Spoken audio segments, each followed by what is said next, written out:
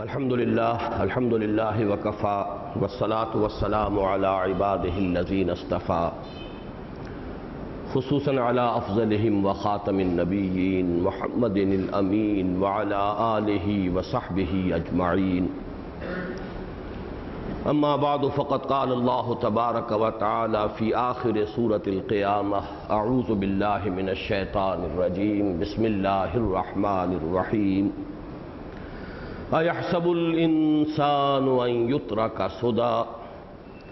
أَلَمْ يَكُ نُطْفَةً مِّن مَّنِيٍّ يُمْنَىٰ ثُمَّ كَانَ عَلَقَةً فَخَلَقَ فَسَوَّىٰ فَجَعَلَ مِنْهُ الزَّوْجَيْنِ الذَّكَرَ وَالْأُنثَىٰ أَلَيْسَ ذَلِكَ بِقَادِرٍ عَلَىٰ أَن يُحْيِيَ الْمَوْتَىٰ وقال تبارك وتعالى في أول سورة الدهر هل أتى على الإنسان حين من الدهر لم يكن شيئا مذكورا إنا خلقنا الإنسان من نطفة أمشاج نبتليه فجعلناه سميعا بصيرا إنا هديناه السبيل إما شاكرا وإما كفورا إنا أعتدنا للكافرين سلاسل وأغلالا وسعيرا صدق الله العظيم رب اشرح لي صدري ويسر لي أمري واحلل عقدة من لساني يفقهوا قولي اللهم ربنا ألهمنا رشدنا واعذنا من شرور أنفسنا اللهم أرنا الحق حقا وارزقنا اتباعه وأرنا الباطل باطلا وارزقنا اجتنابه اللهم ربنا زدنا إيمانا وهدى وعلما نافعا وعملا صالحا ورزقا حلالا طيبا آمین یا رب العالمین۔ آج کا جو یہ خصوصی درس ہے اس کا پس منظر نماز مغرب سے قبل بیان ہو چکا ہے کہ یہ طے ہوا ہے کہ کم از کم ماہانہ ایک درس ہمارا وابستگان انجمن کی خصوصی شرکت کے ساتھ ہونا چاہیے۔ اس سلسلے کی یہ آج پہلی کڑی ہے، لیکن اس کے لیے میں نے جو موضوع منتخب کیا ہے وہ اس مسلسل درس قرآن کے حوالے سے ہے کہ جو سلسلے وار چل رہا ہے۔ ہفتے کی شام کو جو درس ہوتا ہے اسی قرآن اکیڈمی میں، گزشتہ ہفتے ہم نے سورہ قیامہ کا مطالعہ مکمل کیا تھا اور اب اس کے بعد سورۃ الدہر ہے۔ حسن اتفاق یہ ہے کہ ان دونوں صورتوں کے مابین بڑا گہرا ربط ہے، ایک تو اس پہلو سے کہ یہ ایک جوڑے کی حیثیت رکھتی ہیں۔ یہ بات قرآن مجید کے جو ترتیب کا ایک نظام ہے اس کے ضمن میں بارہا میں عرض کر چکا ہوں، اس وقت وہ میرا موضوع نہیں ہے کہ قرآن حکیم کی اکثر صورتیں جوڑوں کی شکل میں ہیں، دو دو صورتیں جوڑے بنتے ہیں، اور ایک ہی مضمون کا ایک رخ ایک صورت میں اور دوسرا اس کا رخ، جیسے ہم کہتے ہیں تصویر کے دو رخ ہوتے ہیں، تو اسی مضمون کا ایک رخ ایک صورت میں، دوسرا رخ دوسری صورت میں، بڑی مشابہت گہری ہوتی ہے۔ سورہ قیامہ اور سورۃ الدہر بھی ایک نہایت حسین مثال ہے قرآن حکیم کی صورتوں میں جوڑے ہونے کی۔ ان دونوں کا مرکزی مضمون ہے بعث بعد الموت۔ چنانچہ اس کا اصل سبب کیا ہے، کیوں انکار کرتا ہے انسان، انکار قیامت، انکار بعث بعد الموت، اس کے حوالے سے جو آخری تشخیص سورہ قیامہ میں ہے اور سورۃ الدہر میں ہے وہ ایک ہی ہے۔ سورۃ القیامہ میں فرمایا گیا کلا بل تحبون العاجلہ وتذرون الآخرہ۔ اصل سبب یہ ہے تمہاری گمراہی کا اور سارے فطور کا کہ تم اس عاجلہ کے عاشق ہو گئے ہو، اس دنیا کی زندگی کے محب ہو، اس کی محبت تمہارے رگ و پے میں سرایت کر گئی ہے، آخرت کو تم نے نظر انداز کر دیا ہے۔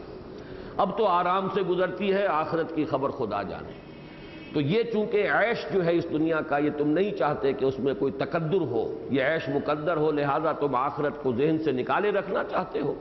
اور اس کا آسان ترین حل یہ ہے کہ اس کا انکار کر دو۔ کوئی آخرت نہیں، کوئی بعث بعد الموت نہیں، کوئی حساب کتاب نہیں، کوئی جزا سزا نہیں۔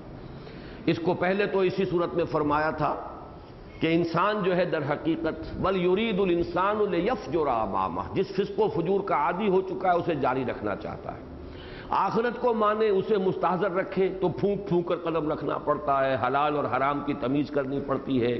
صحیح اور غلط میں امتیاز کرنا پڑتا ہے۔ تو چونکہ یہ فسق و فجور کی جو عادت پڑ گئی ہے وہ انسان چھوڑنے کو تیار نہیں، لہذا جیسے کبوتر بلی کو دیکھ کر آنکھیں بند کر لیتا ہے، انسان بھی آخرت کا انکار کر دینے میں ہی عافیت سمجھتا ہے۔ اسی کی پھر آخری تشخیص جو ہے سورت کے وسط میں جا کر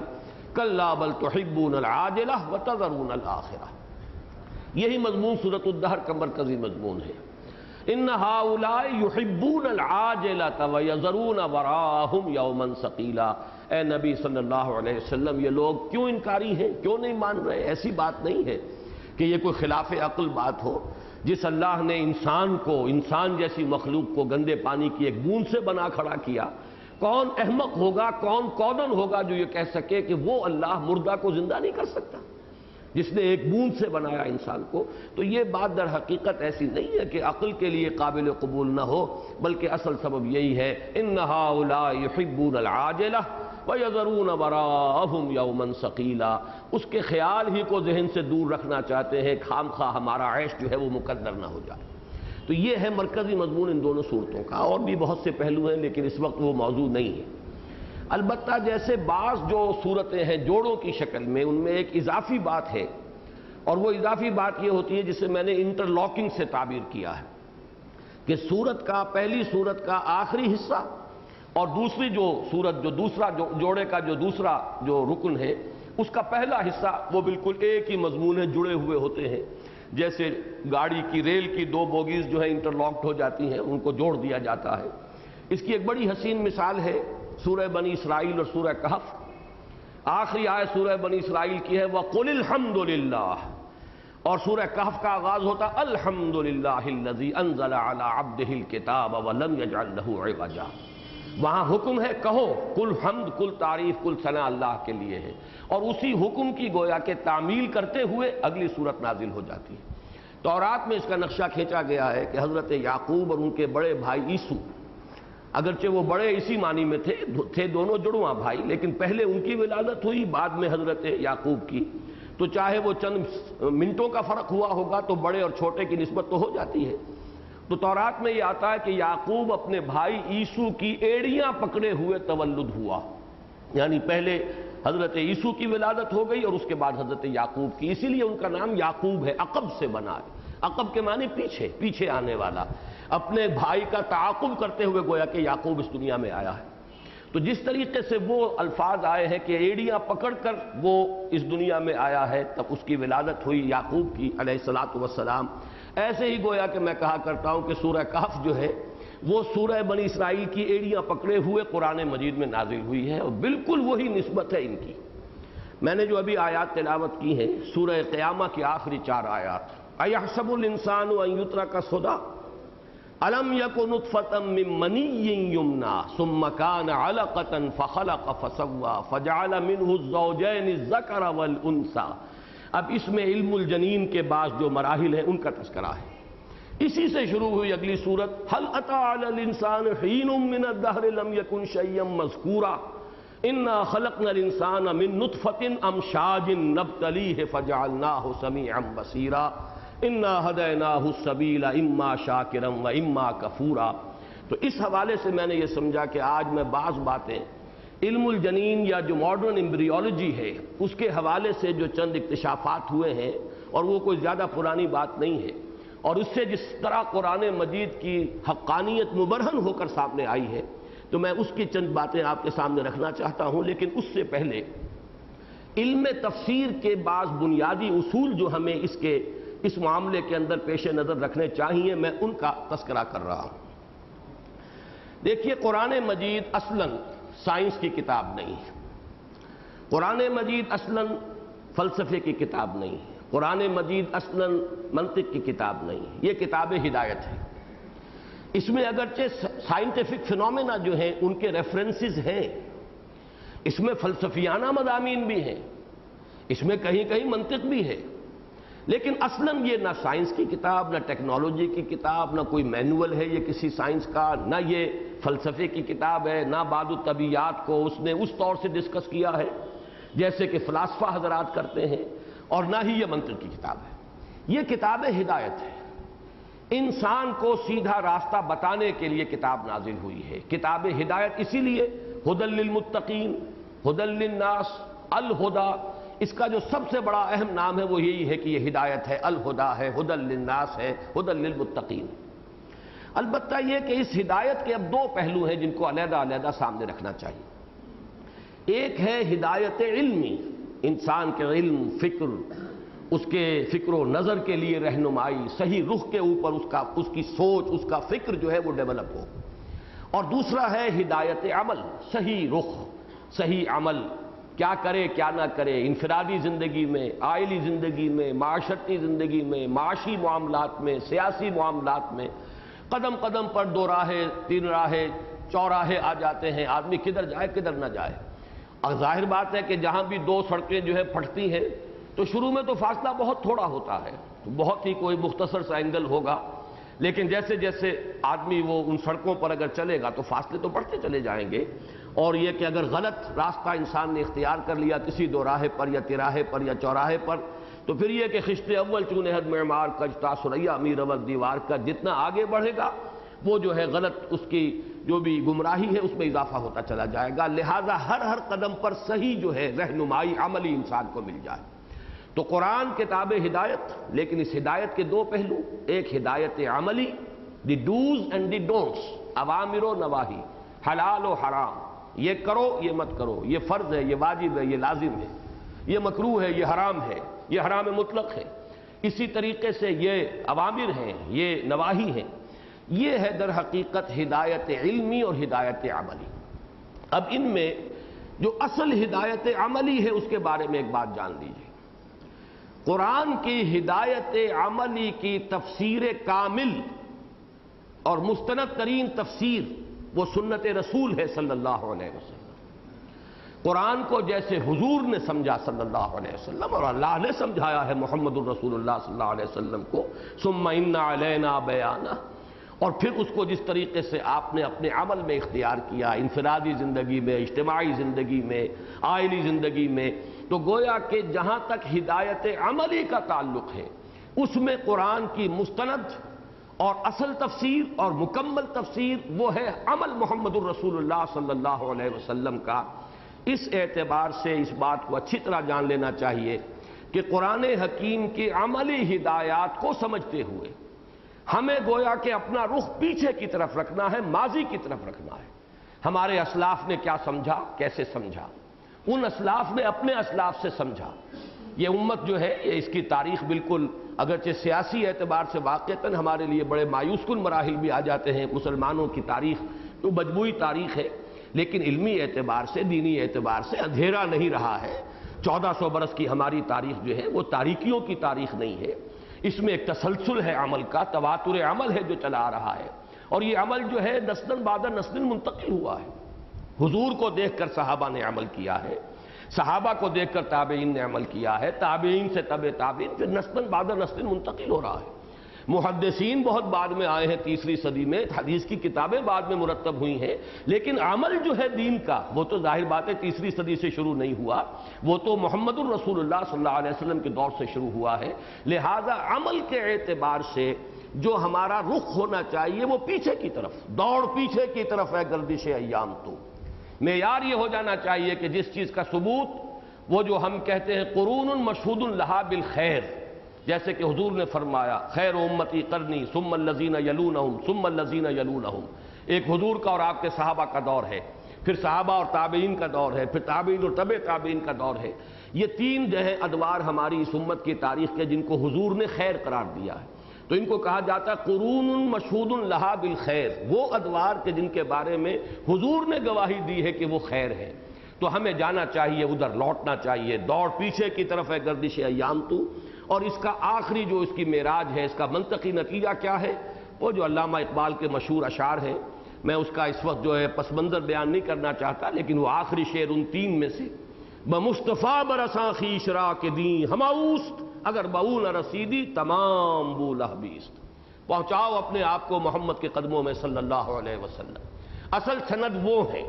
وہ دلیل ہے، وہ حجت ہے۔ قرآن بھی ہمیں ان سے ملا ہے، قرآن بھی ہم ان کی گواہی پر مانتے ہیں کہ یہ اللہ کا کلام ہے، لہذا اصل حجت تو محمد الرسول اللہ ہے۔ اور انہیں جہاں قرآن دیا گیا وہاں جیسے کہ حضور کی ایک حدیث ہے، اوتیت القرآن ومثلہ معہ، مجھے قرآن بھی دیا گیا اور اس جیسی ایک اور شے دی گئی ہے۔ وہ قرآن کا فہم ہے، تفقہ ہے،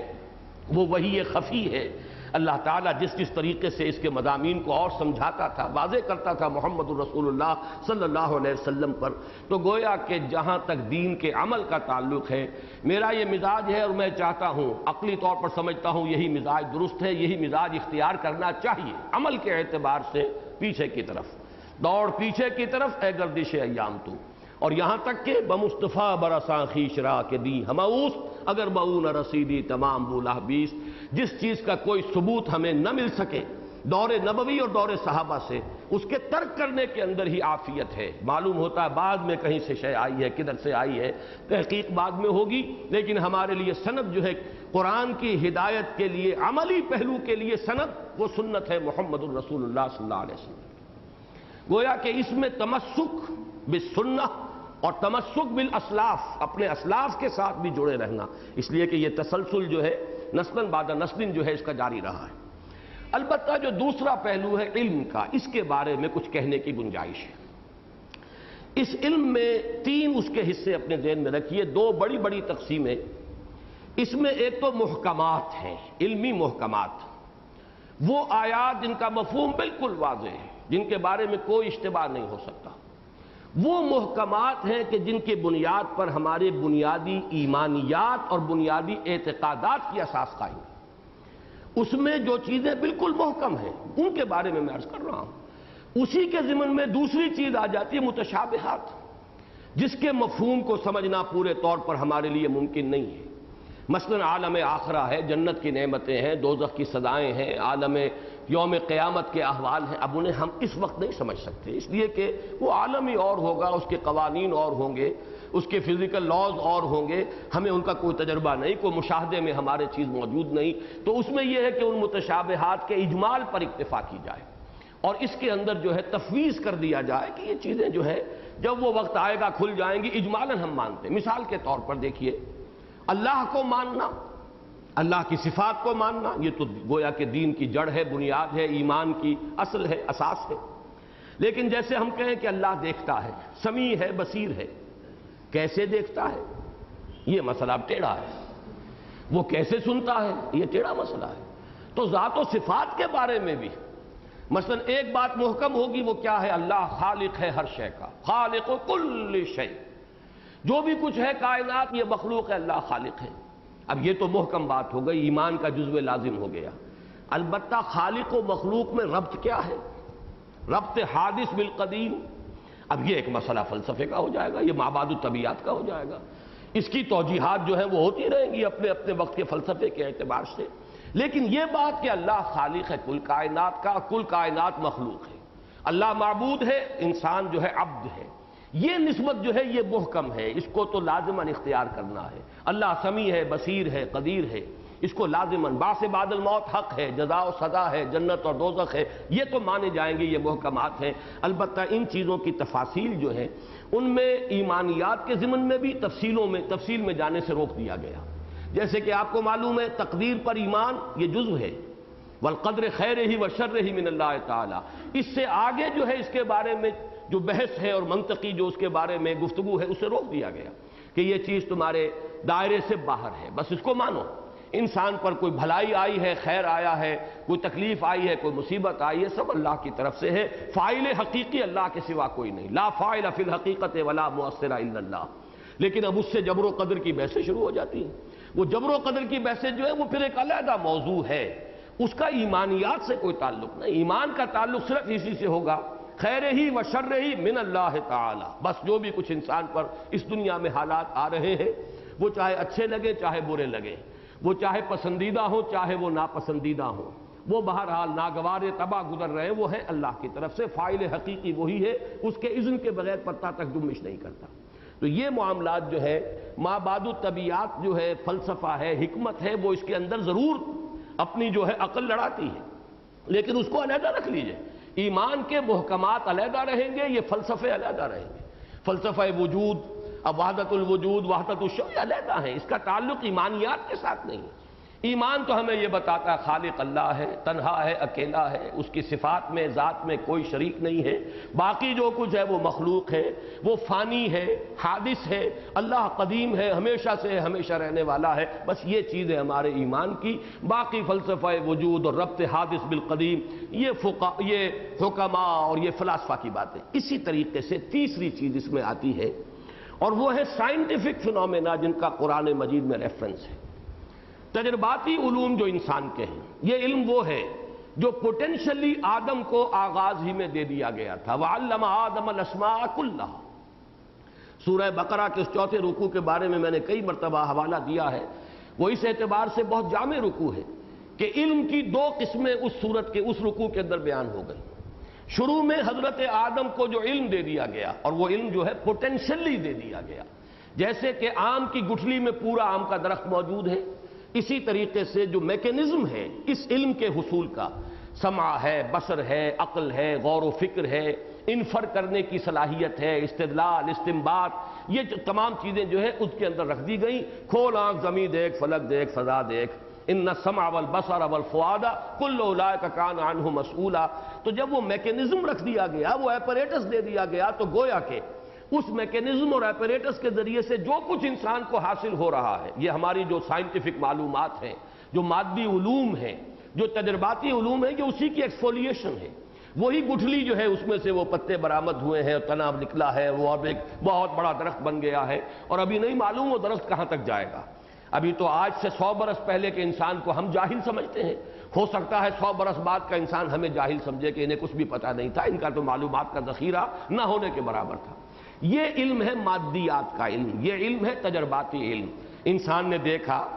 سنا، چکھا، چھوا، نتیجے نکالے، آبزرویشن کی،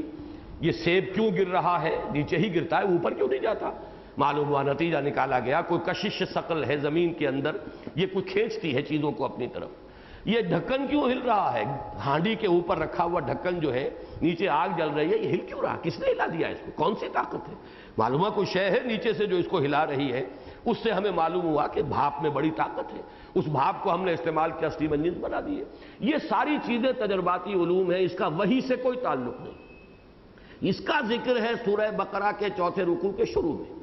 اور اس کے اختتام پر اسی رکوع کے وَإِمَّا يَأْتِيَنَّكُم مِّنِّي هُدًى فَمَن تَبِعَ هُدَايَ فَلَا خَوْفٌ عَلَيْهِمْ وَلَا هُمْ يَحْزَنُونَ۔ اب یہ چارٹر دیا جا رہا تھا قیامت، یہ سلسلہ انبیاء، بعثت رسل، نزول کتب، انزال وحی کا جو سلسلہ، یہ علیحدہ، یہ ہے ہدایت۔ تو قرآن در حقیقت کتاب ہدایت ہے۔ قرآن اس سلسلے میں سکھانے کے لیے نہیں آیا، نہ وہ فزکس پڑھانے آیا، نہ کیمسٹری پڑھانے آیا، نہ ایمبریولوجی پڑھانے آیا، نہ کوئی اور مضمون جو ہے، نہ یہ فلکیات اس کا موضوع ہے۔ البتہ ان تمام علوم کے ریفرنسز قرآن میں موجود ہیں، اور ان ریفرنسز کے حوالے سے یہ 3 آیات اب وہ لگا دیا جائے، یہ بہت اہم ہے، ان کو سمجھیے، ان پر غور کیجئے۔ پہلے یہ سورہ حامیم السجدہ کی آیات ہیں، 2 آخری آیات۔ سَنُرِيهِمْ آيَاتِنَا فِي الْآفَاقِ وَفِي أَنفُسِهِمْ حَتَّى يَتَبَيَّنَ لَهُمْ أَنَّهُ الْحَقُّ أَوَلَمْ يَكْفِ بِرَبِّكَ أَنَّهُ عَلَى كُلِّ شَيْءٍ شَهِيدٌ أَلَا إِنَّهُمْ فِي مِرْيَةٍ مِّن لِقَاءِ رَبِّهِمْ أَلَا إِنَّهُ بِكُلِّ شَيْءٍ مُحِيطٌ صدق اللہ العظیم۔ یہ سورہ حامیم السجدہ کی آخری 2 آیات۔ سنوریہم، ان قریب ہم انہیں دکھائیں گے، آیاتنا، اپنی نشانیاں، فی الآفاق، کاسموس میں، آفاق میں، یونیورس میں، وفی انفسہم، اور خود ان کی جانوں میں، ان کے اپنے اندر۔ اب علم نفس جو ہے، علم نفسیات، اسی طریقے سے فزیولوجی، یہ تمام علوم ہیں جن کا تعلق نفس انسانی کے ساتھ ہے، فزیولوجی بھی، سائیکالوجی بھی۔ تو ہم انہیں دکھائیں گے اپنی نشانیاں، اور وہ ہے، وہ کاسمولوجی کہہ لیجئے اسے، اسٹرانومی کہہ لیجئے اسے، وہ آفاق کا علم ہے۔ سنوریہم آیاتنا فی الآفاق وفی انفسہم حتی یتبین لہم انہ الحق، یہاں تک کہ یہ بات ان کے لیے بالکل واضح ہو جائے گی کہ یہ قرآن حق ہے۔ یعنی قرآن مجید کی حقانیت کے ایک ثبوت تو وہ تھے جو حضور صلی اللہ علیہ وسلم کے وقت بھی موجود تھے، حضور کی صداقت، حضور کی دیانت، حضور کی امانت، حضور خود اپنی ذات میں گویا کہ دلیل تھے۔ پھر یہ کہ قرآن مجید کی فصاحت، بلاغت، جس کا لوہا عربوں نے مان لیا، پھر یہ کہ اس کی بات لوگوں کو اپنے دل کی بات معلوم ہوتی تھی، دیکھنا تقریر کی لذت کہ جو اس نے کہا میں نے یہ جانا کہ گویا یہی میرے دل میں ہے۔ اس حوالے سے گویا کہ یہ یقین آیا کہ جو ہماری فطرت کی سورس ہے، جو فاتر فطرت ہے ہمارا، وہی اس کلام کا متکلم بھی ہے، یہ کوئی ایک ہی منبع ہے، ایک ہی سرچشمہ ہے۔ یہ تو چیزیں موجود تھیں اس وقت بھی، لیکن یہ کہ مزید سائنٹیفک حقائق کا منکشف ہوتے چلے جانا، یہ گویا کہ ایک اضافی دلیل بنے گی کہ آج سے 1400 سال قبل، جبکہ ان حقائق کا کوئی انسان کو شعور نہیں تھا، کئی صدیوں تک ابھی اس کا کوئی تصور ان کے ذہنوں میں نہیں آیا تھا، اگر وہ اس ریولیشن میں، اس وحی کے اندر اس وقت موجود تھی یہ بات، تو چاہے اس وقت اس کو بتمام و کمال نہیں سمجھا گیا، یہ دوسری بات ہے، اس پر میں تفصیل سے بعد میں بات کروں گا، لیکن جیسے جیسے یہ حقائق سامنے آئیں گے، یہ قرآن مجید کی حقانیت کو اور مبرہن کرتے چلے جائیں گے۔ سَنُرِيهِمْ آيَاتِنَا فِي الْآفَاقِ وَفِي أَنفُسِهِمْ حَتَّى يَتَبَيَّنَ لَهُمْ أَنَّهُ الْحَقُّ أَوَلَمْ يَكْفِ بِرَبِّكَ أَنَّهُ عَلَى كُلِّ شَيْءٍ شَهِيدٌ، کیا یہ کافی نہیں ہے آپ کے رب کے لیے کہ وہ تو ہر چیز پر خود گواہ ہے، اسی نے کائنات کو بنایا، اسی نے انسان کو بنایا۔ یہ وہ بات ہے جسے ڈاکٹر رفیع الدین بڑے پیارے انداز میں کہا کرتے تھے، اور غالباً کہیں علامہ اقبال کے لیکچرز میں بھی اس قسم کی ایک بات ہے کہ قرآن اللہ کا کلام ہے، قول ہے، کائنات اللہ کا عمل ہے، فعل ہے۔ قول اور فعل میں تضاد کیسے ہو سکتا ہے؟ وہ تو انسان کے بھی قول و عمل میں تضاد اگر ہو تو وہ انسان گھٹیا انسان ہوگا، وہ کوئی جو ہے کوئی قابل قدر انسان نہیں ہوگا، اس کا تو لما تقولون ما لا تفعلون کبر مقتا عند اللہ ان تقولوا ما لا تفعلون۔ یہ یونیورس، یہ اللہ کا عمل ہے، اللہ نے بنایا ہے، اللہ کی تخلیق ہے، اللہ نے اس کی تخلیق فرمائی ہے، اور قرآن اللہ کا قول ہے، قول اور عمل میں تضاد نہیں ہو سکتا۔ یہ ضرور ہو سکتا ہے کہ قرآن کے قول کو آج سے 1000 برس پہلے صحیح طور پر نہ سمجھا جا سکا ہو، تب ہمیں تضاد کا احساس ہوا ہو کہ قرآن کچھ اور کہہ رہا ہے، ہمارا علم کچھ اور کہہ رہا ہے، لیکن یہ کہ جیسے جیسے یہ علم بڑھے گا معلوم ہوگا کہ جو کچھ قرآن نے کہا تھا وہی صحیح تھا، اور یہ گویا کہ قرآن مجید کی حقانیت کی ایک اضافی دلیل بن جائے گی۔ اور یہ اس لیے کہ الا یعلم من خلق، کیا وہی نہ جانے گا جس نے پیدا کیا ہے؟ وہ تو پیدا کرنے والا ہے۔ میں سادہ سی مثال دیا کرتا ہوں کہ گھڑی جس نے ایجاد کی اور بنائی، کیا گھڑی کا کوئی چھوٹے سے چھوٹا پرزہ اس کی نگاہوں سے اوجھل ہے؟ وہ تو جانتا ہے نا میں نے وہ چھوٹا سا پرزہ کہاں رکھا ہے، اور اس کی اہمیت کیا ہے کہ اگر وہ چھوٹا سا پرزہ جو ہے وہ اگر خراب ہو گیا تو گھڑی کھڑی ہوئی ہے، اس کا وہ پوری مشین بیکار ہے۔ تو الا یعلم من خلق وهو اللطیف الخبیر، کیا وہی نہ جانے گا کہ جس نے بنایا ہے؟ وہ تو بہت باریک بین ہے اور باخبر ہے۔ وہی بات یہاں ان الفاظ میں فرمائی، اولم یکف بربک انہ علی کل شیء شہید، کیا یہ بات کافی نہیں کہ تیرا رب تو اے نبی صلی اللہ علیہ وسلم ہر شے پر خود گواہ ہے، شہید ہے، نگران ہے، ہر شے کا بنانے والا ہے۔ الا انہم فی مریۃ من لقاء ربہم، آگاہ ہو جاؤ یہ لوگ اپنے رب سے ملاقات کے بارے میں شکوک و شبہات میں پڑے ہوئے ہیں۔ الا انہ بکل شیء محیط، آگاہ ہو جاؤ اللہ تو ہر چیز کو گھیرے میں لیے ہوئے ہے، احاطہ کیے ہوئے۔ اس کے ساتھ ہی دوسری آیت ہے سورہ سبا کی آیت نمبر 6، وَيَرَى الَّذِينَ أُوتُوا الْعِلْمَ الَّذِي أُنزِلَ إِلَيْكَ مِن رَّبِّكَ هُوَ الْحَقُّ وَيَهْدِي إِلَىٰ صِرَاطِ الْعَزِيزِ الْحَمِيدِ، اور دیکھ لیں گے یہ لوگ جن کو کہ علم دیا گیا، اصحاب علم دیکھ لیں گے، یہ حقیقتیں ان پر منکشف ہوتی چلی جائیں گی۔ کیا دیکھ لیں گے؟ الَّذِي أُنزِلَ إِلَيْكَ مِن رَّبِّكَ هُوَ الْحَقُّ، کہ اے محمد صلی اللہ علیہ وسلم جو چیز آپ پر نازل کی گئی ہے آپ کے رب کی طرف سے وہی حق ہے، 100% درست ہے، 100% حقیقت پر مبنی ہے۔ وَيَهْدِي إِلَىٰ صِرَاطِ الْعَزِيزِ الْحَمِيدِ، اور وہ رہنمائی کرتی ہے اس ہستی کے راستے کی طرف جو العزیز ہے، زبردست ہے، الحمید ہے، اپنی ذات میں ستودہ صفات، خود بخود محمود، کوئی حمد کرے نہ کرے۔ اس پر ایک بہت جامع مقام ہے یہ تیسرا، یہ سورۃ النمل کی آخری 3 آیات ہیں، اور اس میں جیسا کہ آج بعض حضرات کہہ رہے تھے کہ عظمت قرآن بالقرآن، اس کا بیان تھوڑا سا یہاں پر وہ مضمون آ رہا ہے۔ حضور صلی اللہ علیہ وسلم کو یہ بھی چونکہ سورہ نمل یہاں ختم ہو رہی ہے، وہاں حضور کو حکم دیا جا رہا، کہہ دیجئے انما امرت ان اعبد رب هذه البلدة الذي حرمها وله كل شيء وامرت ان اكون من المسلمين۔ لوگوں سن لو، مجھے تو یہ حکم ہوا ہے کہ میں بندگی کرتا رہوں اس شہر کے رب کی جس نے اسے محترم قرار دیا ہے، یہ ھذا البلد جو ہے قرآن مجید میں کئی جگہ آیا ہے، لا اقسم بھذا البلد، اسی طریقے سے والتین والزیتون وطور سینین وھذا البلد الامین، تو مکہ مکرمہ کی قسمیں، یہاں پر بھی وہی لفظ بلد کی بجائے بلدہ کا لفظ آ گیا ہے۔ انما امرت، مجھے حکم ہوا ان اعبد رب هذه البلدۃ الذی حرمها، جس کو وہ رب کے جس نے اس کو حرام ٹھہرایا، محترم ٹھہرایا، وَلَهُ كُلُّ شَيْءٍ، ہر شے کا اختیار مطلق اسی کے پاس ہے، وَأُمِرْتُ أَنْ أَكُونَ مِنَ الْمُسْلِمِينَ، اور مجھے تو حکم ہوا ہے کہ میں اس کا فرما بردار رہوں، اسی کی حکم پر چلوں۔ اب آیا وہ لفظ وَأَنْ أَتْلُوَ الْقُرْآنَ، اور مجھے تو یہ حکم ہے قرآن پڑھتا رہوں، پڑھاتا رہوں، سناتا رہوں۔ تلاوت کے دونوں معنی ہیں، تلاوت خود پڑھنے کے لیے بھی آتا ہے اور تلاوت پڑھ کر سنانے کے لیے بھی آتا ہے۔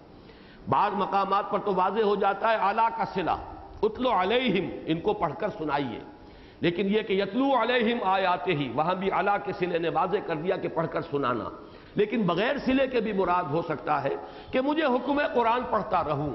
اور پڑھ کر سناتا رہوں۔ تم توجہ کرو نہ کرو، تم اس کی طرف اپنی منعطف کرو، اپنی توجہات کو نہ کرو، تم اسے حیثیت دو نہ دو، اہمیت دو نہ دو، توجہ کرو نہ کرو، مجھے حکم یہ ہوا ان اتلو القرآن فمن اہتدی فانما یہتدی لنفسہ، جو کوئی بھی ہدایت اخذ کر لے گا، قرآن کی ہدایت کو اختیار کرے گا، اسے اپنا امام بنا لے گا۔ وَاجْعَلْهُ لَنَا إِمَامًا وَنُورًا وَهُدًى وَرَحْمَةً، جو دعا ہم مانتے ہیں ختم قرآن کی، فَمَنِ اهْتَدَىٰ فَإِنَّمَا يَهْتَدِي لِنَفْسِهِ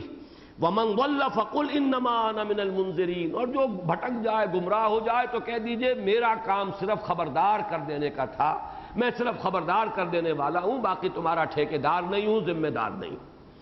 اب اس کے بعد فرمایا وَقُلِ الْحَمْدُ لِلَّهِ، کہہ دیجئے کل حمد، کل ثنا، کل تعریف اللہ کے لیے ہے، سَيُرِيكُمْ آيَاتِهِ فَتَعْرِفُونَهَا، ان قریب وہ تمہیں اپنی آیات دکھائے گا، وہ آیات جو ہے مزید منکشف ہوں گی۔ میں نے اس کے لیے ایک عنوان قائم کیا تھا جو آ نہیں سکا اس میں فلم میں، آیات الہیہ آفاقی و انفسی کا انکشاف مسلسل،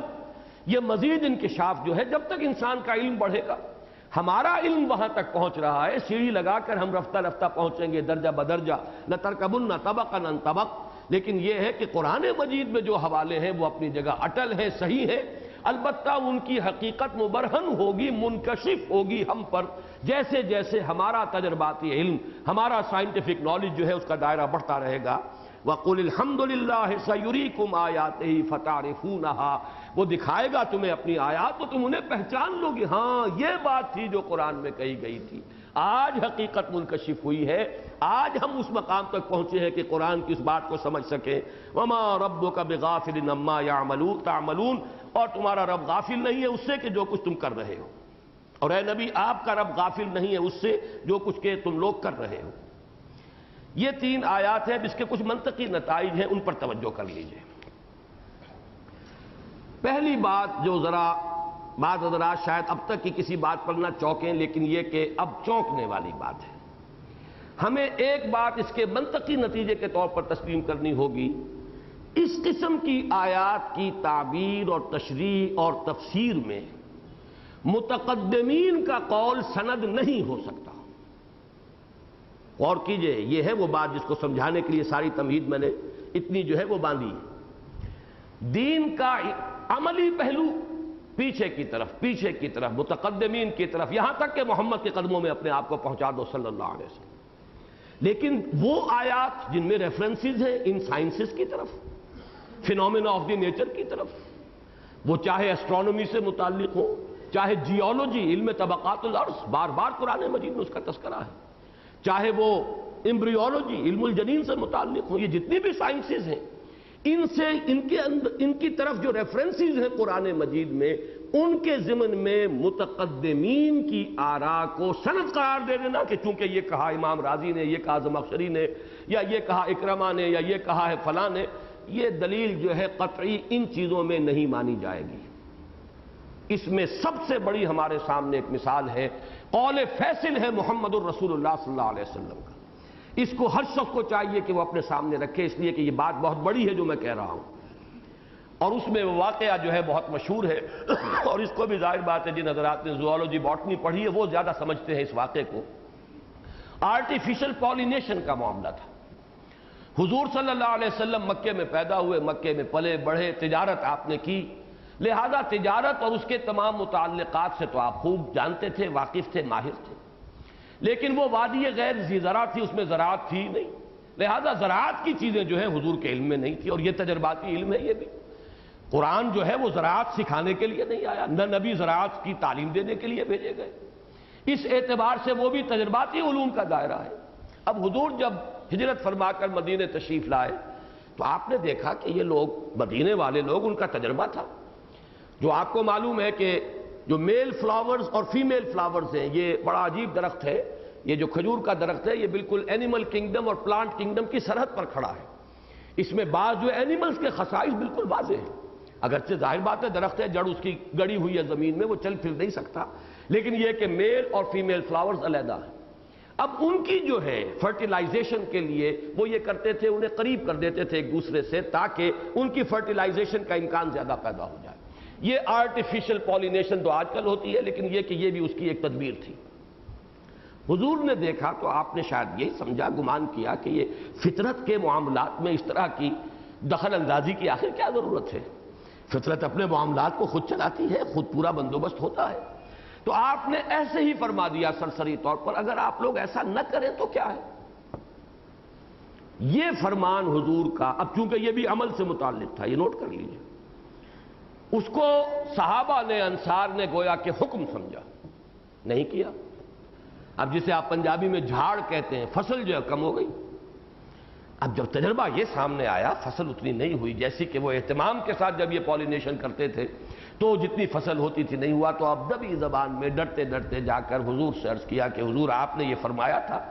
کہ تعبیر نخل، یہ تعبیر حمزہ سے ہے، عین سے نہیں ہے۔ تعبیر اور ہے، تعبیر خواب کی ہوتی ہے یا کسی بات کی، اور ایک ہے تعبیر، یہ حمزہ کے ساتھ ہے، تعبیر نخل، یعنی اس طریقے سے ان کے اندر ایک آرٹیفیشل جو ہے پالینیشن کا اہتمام کرنا۔ تو یہ اگر نہ کرو تو کیا ہے، ہم نے نہیں کیا، فصل کم ہوئی۔ تو حضور کے اب یہ الفاظ نوٹ کر لیجئے، اس کو ذہن میں بٹھا لیجئے، انتم عالم بے امور دنیاکم، آپ لوگ جان لیں اپنے ان دنیاوی معاملات کو آپ زیادہ جانتے ہیں مجھ سے، یعنی میں یہ چیزیں سکھانے نہیں آیا، میرا منصب یہ نہیں ہے کہ آپ کو زراعت سکھاؤں اور زراعت کے طور طریقے بتاؤں، یا ایٹم بم بنانا سکھاؤں، یا کوئی اور ٹیکنالوجی سکھاؤں، میں اس لیے نہیں آیا ہوں۔ میں تو جو اخلاق کی تعلیم دینے آیا، اوامر و نواہی کی تعلیم دینے آیا، بنیادی ایمانیات کی تعلیم دینے آیا، اسی پکڑو مضبوطی کے ساتھ۔ باقی یہ جو سائنس ہے اور ان کی چیزیں ہیں اور اس کے تجرباتی علوم ہیں جو انسان اپنے تجربے کے بنا پر سیکھتا ہے اور اس سے وہ آگے استعمال کرتا ہے، یہ تم لوگ جانو، یہ تمہارا کام ہے، اپنے تجربے سے فائدہ اٹھاؤ اور جس چیز کو تجربے میں مفید سمجھو اسے اختیار کرو، الا یہ کہ وہ شے حرام کر دی گئی، شراب حرام کر دی گئی، بات ختم ہو گئی۔ آپ کا تجربہ کچھ بھی کہے، سور حرام کر دیا گیا، آپ کا تجربہ کچھ بھی کہے، اگرچہ کوئی تجربہ جو ہے وہ آج تک ثابت نہیں کر سکا کہ اس کے اندر کوئی خیر تھا جس سے ہم محروم ہو گئے ہیں ان کے حرام ہونے کی وجہ سے، بلکہ روز بروز کوئی نہ کوئی پہلو منکشف ہوتا ہی ہے جس سے معلوم ہوتا ہے کہ واقعتاً ان چیزوں کو حرام ہونا چاہیے تھا۔ لیکن یہ کہ اصول جان لیجئے، حلال و حرام، اوامر و نواہی، کیا کرنا ہے کیا نہیں کرنا ہے، کدھر جانا ہے کدھر نہیں جانا ہے، اس کا علم مجھ سے لو جو میں نے آخری حکم دے دیا، باقی یہ تجرباتی علوم جو ہے اور ان تجربات سے فائدہ اٹھانا یہ تمہارا اپنا کام ہے۔ اس اعتبار سے میں نے عرض کیا کہ ہمارے مثلا صحابہ کے بعد اقوال آ جاتے ہیں، میں اس کے ایک دو مثالیں دیتا ہوں آج علم الجنین سے۔ لفظ علق کتنا بنیادی لفظ ہے کہ پہلی وحی میں بھی آیا ہے، اقرأ بسم ربک الذی خلق، خلق الانسان من علق۔ اب علق سے مراد کیا ہے؟ اور یہ لفظ علقہ، الم یکن نطفۃ من منی یمنی ثم کان علقۃ فخلق فسوی۔ اب علق کا ترجمہ جو بھی سمجھا گیا اس وقت وہ اس کو کہہ دیا گیا جمع ہوا خون یا خون کی پھٹکی، یہ سمجھا گیا، حالانکہ لغت کے اعتبار سے عین لام قاف کا جو مادہ ہے اس سے کوئی تعلق نہیں بنتا خون کے ساتھ، لیکن انسان کا علم اس وقت تک یہی تھا، انسان نے یہی سمجھا تھا کہ ارلی اگر سٹیجز کے اندر ایبارشن ہو جائے، اگر اسقاط ہو جائے تو ظاہر بات ہے جو چیز جو نکلے گی وہ کیا ہوگا، وہ جمے ہوئے خون کی ایک پھٹکی نظر آتی، اس کے سوا کچھ بھی نہیں، لہذا وہی نام دے دیا گیا، خلق الانسان من علق، بنایا انسان کو جمے ہوئے خون سے، یہاں الم یکن نطفۃ من منی یمنا ثم کان علقۃ فخلق فسوى، وہ ایک جمے ہوئے خون کی بوند تھی، پھر اس کو بنایا اور اس کا تسویہ کیا۔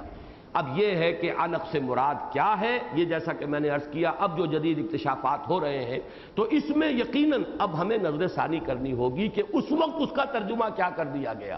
مرفوع حدیث کوئی نہیں ہے اس میں، حضور سے کوئی منقول نہیں ہے، یہ چونکہ بعد کے لوگوں ہی کا، وہ چاہے وہ حضرت ابن عباس کے شاگردوں میں سے ہوں، اکرمہ ہوں یا کوئی اور ہوں، لیکن یہ ہے کہ ان حضرات کے اقوال بھی ہمارے لیے سند کے درجے میں نہیں ہوں گے، جبکہ سائنٹیفک جو بھی اکتشافات ہیں انہوں نے اس کی ایک ایسی حقیقت سامنے لا کر رکھ دی ہو کہ جس کو ہم یہ محسوس کریں کہ لفظ علقہ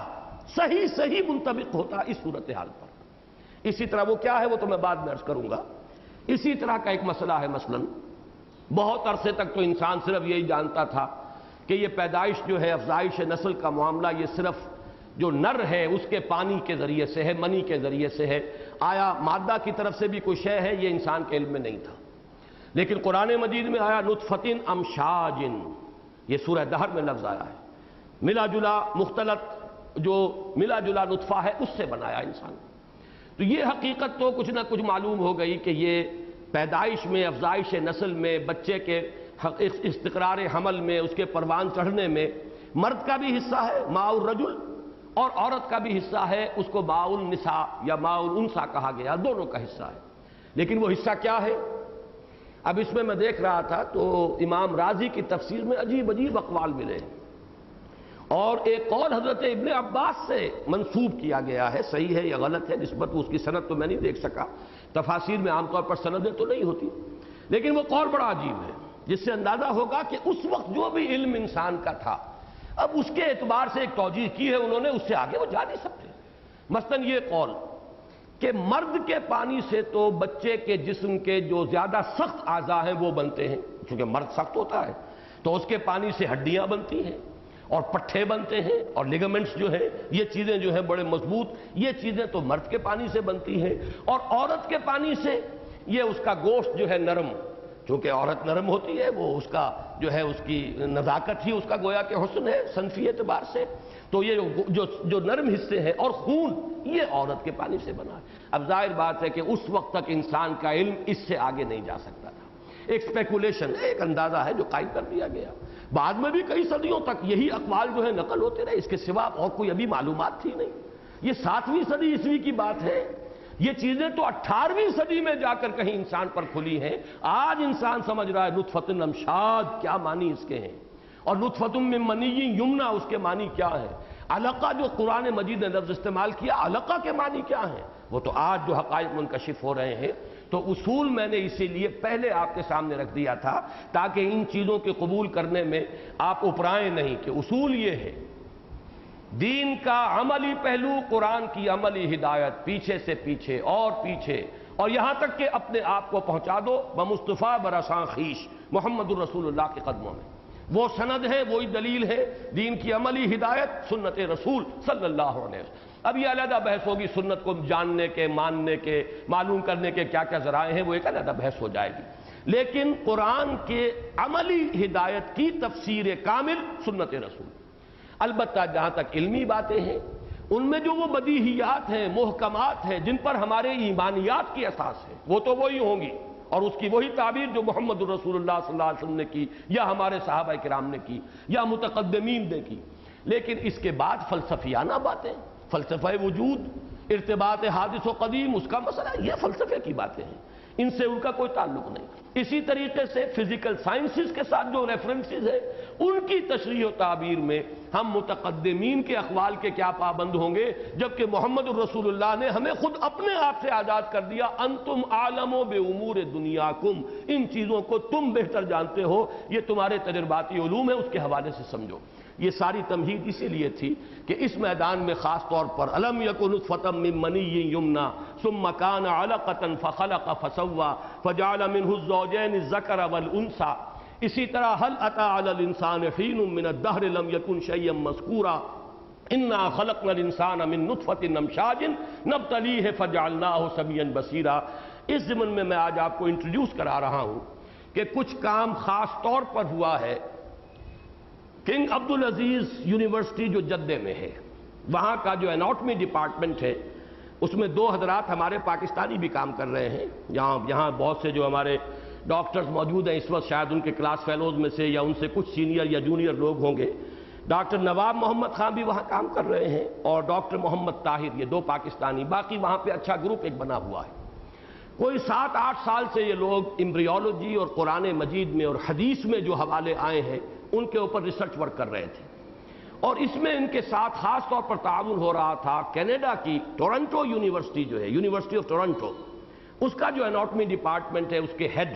ڈاکٹر کیتھ ایل مور، یہ بھی ان کے ساتھ شریک ہیں. اور ایک اور صاحب ہیں ڈاکٹر رابرٹ ایڈورڈز. یہ وہ ہیں یہ جو ٹیسٹ ٹیوب بیبی کا جو سلسلہ دنیا میں اب چلا ہے تو اس کا فکر دینے والے، اس کے لیے سارا نظام بنانے والے پائنیئرز جو ہیں ان میں بہت اہم آدمی جو ہے وہ یہ ہے ڈاکٹر رابرٹ ایڈورڈز. اور ڈاکٹر کیتھ ایل مور یہ ہے وہاں کا head of the department of anatomy. اس میں ڈاکٹر مور کا ایک تو یہ کہ ایک کتاب ابھی آئی ہے، اس سے بھی پہلے میں یہ چاہتا ہوں کہ ایک وہاں کے اخبار میں ایک چیز چھپی تھی. یہ گلوب اینڈ میل ہے ٹورنٹو کا، تھرسڈے نومبر 22 1984. اب ظاہر بات ہے اسے آپ پڑھ نہیں سکیں گے، میں صرف یہ کہ اس کی جو اوپر کی ہیڈ لائن ہے وہ آپ پڑھ سکیں گے. یہ اس کا میں نے یہ فوٹو سٹیٹ ہے جو یہاں اس کی ایک فلم بنائی ہے. Expert on embryo growth explains Quran mystery. یہ کیتھ ایل مور یہ ہے head of the department of anatomy department, head of the department ہے اس کے یہ ٹورنٹو یونیورسٹی کے. اور ان کے ہاتھ میں جو یہ قرآن مجید کی آیت ہے ثم من مضغۃ مخلقۃ وغیر مخلقۃ، یہ سورہ حج کے اندر جو الفاظ آئے ہیں اس کے حوالے سے یہ کچھ ایکسپلین کر رہے ہیں. تو یہ میرے پاس موجود ہے، جن حضرات کو ضرورت ہو یہ میں اس کی فوٹو سٹیٹ کاپیز آپ کو دے دوں گا. اس میں انہوں نے تسلیم کیا ہے کہ میں شدید حیران ہوں کہ وہ چیزیں کہ جو 18ویں صدی سے پہلے انسان کو معلوم نہیں تھی، قرآن مجید میں ان کا تذکرہ صحیح معلوم ہوتا ہے کہ اپلیکیشن صحیح تعبیر یہ ہے. کہاں وہ 7ویں ہجری جس میں یہ قرآن، 7ویں صدی عیسوی جس میں قرآن نازل ہوا، جبکہ انسان کے پاس کوئی معلومات سرے سے تھی نہیں. ان میں سے کیا چیزیں انہوں نے نوٹ کی ہیں وہ میں بعد میں آپ کو بتاؤں گا. تو یہی ہے وہ ڈاکٹر کیتھ ایل مور. ان کی یہ کتاب ہے جو کہ ایمبریولوجی کے موضوع پر دنیا میں بہت بڑی سٹینڈرڈ کی کتاب، ٹیکسٹ بک کی حیثیت سے مانی جاتی ہے. یہ نمبر 3 لے آؤ بھائی. یہ اس کتاب کا ٹائٹل ہے جو آپ دیکھ سکتے ہیں، the Developing Human Clinically Oriented Embryology, Keith L Moore. لیکن اس کے نیچے دیکھیے with Islamic Additions correlation studies with قرآن اینڈ حدیث. یہ عبد المجید ازندانی ہے، غالباً مصری ہیں جو وہاں پر کام کر رہے ہیں. اور یہ ہے اس کتاب کا مین ٹائٹل. البتہ اس کے اندر اس کا سب ٹائٹل جو ہے وہ بھی دیکھ لیجئے، وہاں زیادہ واضح ہو جائے گی بات. نیکسٹ.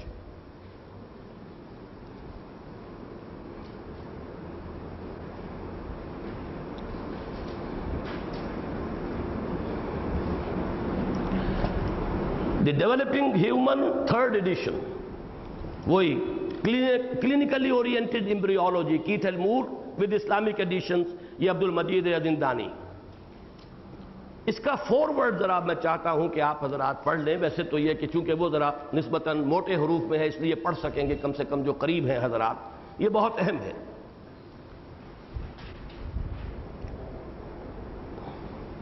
میں پڑھ کر سنا رہا ہوں آپ کو. It has been a real pleasure for me to assist Sheikh Abdul Majeed Zindani with the preparation of this Islamic edition of my textbook of embryology. Text book تو اس کی ہے اصلاً مور کی، لیکن اس کے اندر جو ریفرنسز ہیں قرآن مجید کے ان کو ایڈ کیا گیا ہے ان کے حوالوں سے، وہ جو ہے یہ ازندانی صاحب کا کام ہے. With the preparation of this Islamic edition of my textbook of embryology, the text is the same as the original, except that numerous references to statements in the Quran and Sunnah about human embryology have been added. For the past 3 years, I have worked with the Embryology Committee of King Abdulaziz University in Jeddah, Saudi Arabia, helping them to interpret the many statements of the Quran and Sunnah referring to human reproduction and prenatal development. At first, I was astonished by the accuracy of these statements that were recorded in the 7th century AD, before the science of embryology was established. Although I was aware of the glorious history of Muslim scientists in the 10th century, یہ جو ہسپانیہ میں مسلمان اطباء اور doctors اور geography میں اور مختلف علوم میں جو انہوں نے ترقیاں کی تھیں، یہ وہ 10th جو سینچری ہے کرسچین ایرا کی، وہ اسپین کی طرف اشارہ کر رہے ہیں، جو میری آج کی جمعے کی گفتگو کا موضوع تھا۔ In the 10th century AD, and of some of their contribution to medicine, I knew nothing about the religious facts and beliefs contained in the Quran and the Sunnah.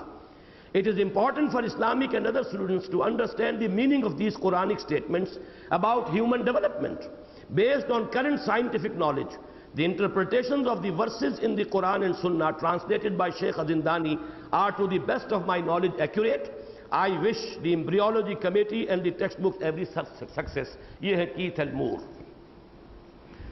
اب انہوں نے جو چند چیزوں کی طرف خصوصی اشارہ کیا ہے، میں اب ان کو آپ کے سامنے لا رہا ہوں۔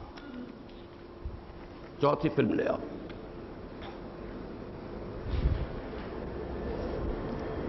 اب یہ تو بڑا مشکل ہے آپ لوگوں کے لیے شاید پڑھنا اس کا۔ یہ 2 حدیثوں کا تقابل ہوا ہے اس میں۔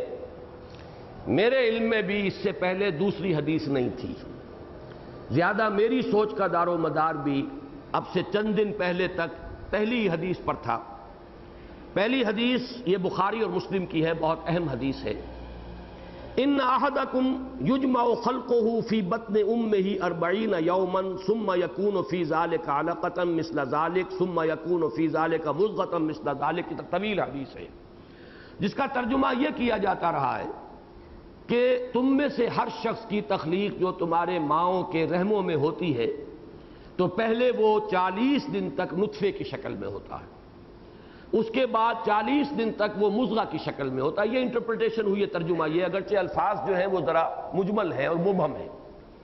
اور پھر اس کے بعد جو ہے وہ مضغہ بنتا ہے، اور پھر اسی طریقے سے وہ 3 سٹیجز جو ہیں،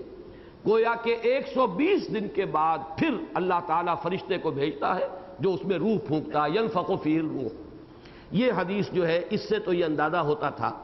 کہ علقہ سٹیج جو ہے وہ پہلے 40 دن ہے، پھر مضغہ ہے اس کا، پھر مخلقہ غیر مخلقہ، یہ 40 دن کے یہ گویا کہ 3 بنتے ہیں حصے، جس کے بعد کہ نفخ روح ہوتا ہے۔ لیکن دوسری حدیث جو انہی حضرات کی اس ریسرچ کے نتیجے میں سامنے آئی ہے، مسلم شریف کی روایت ہے، یہ بھی کوئی کم نہیں ہے سند کے اعتبار سے،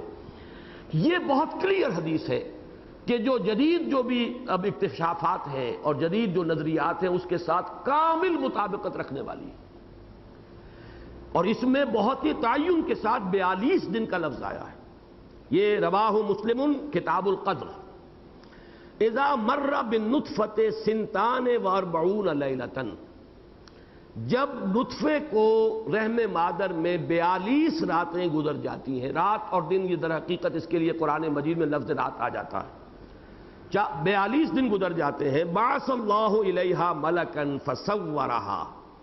تو اللہ تعالیٰ اس کی طرف فرشتے کو بھیجتا ہے جو اس کی کامل نقشہ کشی کر دیتا ہے، تصویر،